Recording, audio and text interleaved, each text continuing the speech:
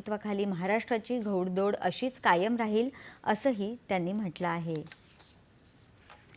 महिलांच्या सक्षमीकरणाच्या योजनांची प्रभावी अंमलबजावणी करून बालविवाह होऊ नये यासाठी लोकचळवळ राबवणे महत्त्वाचे आहे। या अनुषंगाने महिला दिनानिमित्त राज्यातल्या प्रत्येक ग्रामपंचायतीमध्ये विशेष ग्रामसभा आयोजित करण्यात येणार आहेत, अशी माहिती महिला आणि बालविकास मंत्री अदिती तटकरे यांनी दिली आहे।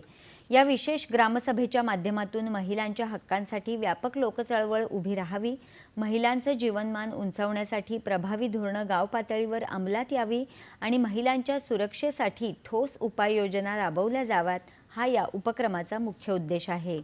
या विशेष ग्रामसभेमध्ये स्थानिक प्रशासन, स्वयंसेवी संस्था, महिला बचत गट, अंगणवाडी सेविका, आशा सेविका आणि नागरिकांनी महिलांच्या उन्नतीसाठी पुढाकार घेण्याचे आवाहन मंत्री तटकरे यांनी केलं आहे।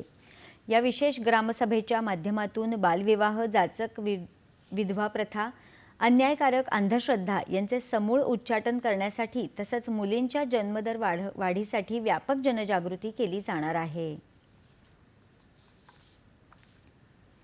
आता राज्याच्या विविध जिल्ह्यातल्या ठळक घडामोडींकडे एक नजर। जिल्हा झटपट।